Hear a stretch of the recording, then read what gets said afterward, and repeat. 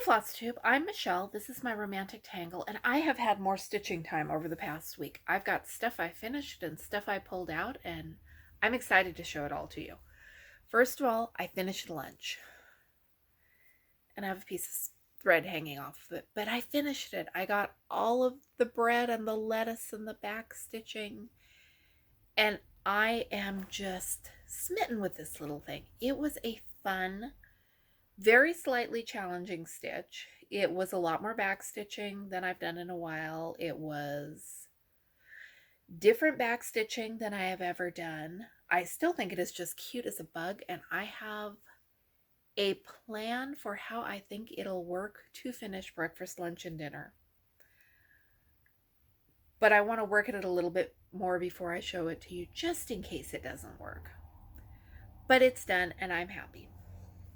And a couple Flosstube updates ago, when I was talking about first evening in their own home and their endless tablecloth, I talked about the idea of, maybe if you have had enough fun stitching a piece, you don't always need to finish it. And yes, I'm going to finish that couple in their tablecloth. It's not going to be today.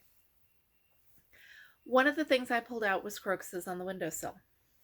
And I had not finished this little bit of background on the window that is white stitching on white Aida in one strand, so you can't even see what I did, but it is done. And assuming that at some point I can find the right frame, I might hang this on my wall. I really like this piece. It's one of the bigger things I've finished in a while. I'm working on a lot of big things, but this is my first big finish in a while. It is full coverage. I love it. And I had set it aside because it was almost the end of the year, and since I had started it in May of that year and only had a couple hundred stitches over here, I decided to count it as a finish, and I promised myself that I'd do the rest rather quickly.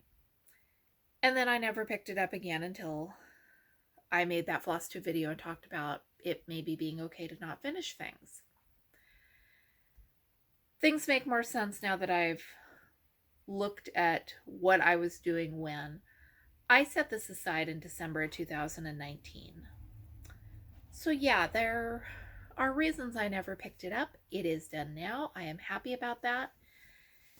And then I didn't know what to do with myself, because I had spent all of my stitching time for a while on Still Life with Crocuses and on lunch, and my brain was telling me to pick up lunch and stitch on it, but there was no more of that project to stitch on, and I was just in that limbo that makes me glad that I'm not a single project person.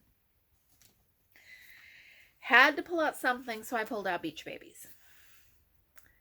I still love Beach Babies, and I think I've got a heck of a lot of back stitching to get started on, and some more full coverage stuff over here, and then some umbrellas over there. I spent a couple evenings and filled in this bit of fencing between the two girls, and it was fun. And then I decided to pull out another thing I hadn't worked on for a while, and I pulled out Furry Friends, which I've done a lot of stitching on it, but I am nowhere near even thinking about when I might be done with this. I did some of the stack of books, and thank God for grid lines, because either there is a mistake in what I had already done, or I made a brand new mistake, or I don't know what. I got myself lost. And if you look at this project, especially the part I am stitching, it's a whole lot of shades of brown. And to figure out where I went wrong without the grid lines, I wouldn't have figured it out. This would have gone back in its project bag, and it might have stayed there forever. But I think I have worked my way around it. I'm going to stitch on it a little more tonight, and we'll see what happens. I'm confident. I think it's going to be okay. So I'm stubborn. I apparently eventually will finish things if they hang around for long enough, and I've got a couple other projects I might pull out later to prove that point. I had more time for stitching this week. I didn't use all of the potential stitching time that I had, but having the option to stitch, even though I knew I wasn't going to do it, that's progress in the right direction, maybe. I was laying awake thinking about it late at night, and my schedule the past couple of months, I've had days where in order to get everything I had to get done, I had to be up and moving by 5:30 a.m. And you know, there are mornings I just cannot be up and operating and fully functional at 5:30 a.m. And I wrestled with myself about that, because at 6:45 in the morning, you should not be feeling like you have blown your entire day because you hit snooze on the alarm clock. And I've been just kind of, okay, I know I have to pick my son up from work because that has to happen. And then it would be, okay, I did that. What else can I do? And once I stopped beating up on myself, I actually found that I could do a lot. But I used to, back when the boys were much younger, there was a popular organizer, and her whole thing was hitting the ground running and putting shoes on first thing in the morning. And shoes first thing in the morning is exactly where that woman lost me, because no, I am not wearing shoes all day. But I think I've had that whole hit the ground running thing stuck in the back of my head, and I'm doing a lot better now that I've sat down and gone, what can I do right now with the energy level I have right now, with the time I have right now, with whatever the circumstances are right now? What can I do with that? And it's helping. I'm doing more stitching. Hopefully I will do more stuff, but we'll see. And sometimes I'm not wasting. Sometimes I am using time that I might have used for stitching to do things like visiting 7 thrift shops in the same day.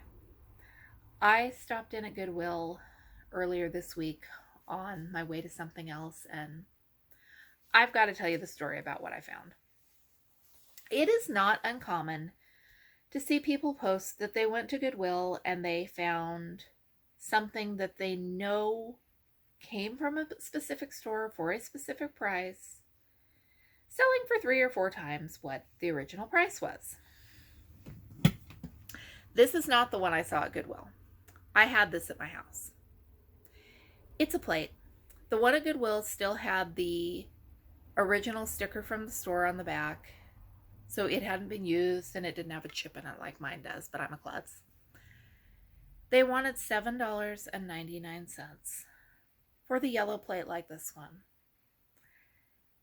And if you know what's wrong with that, leave a comment.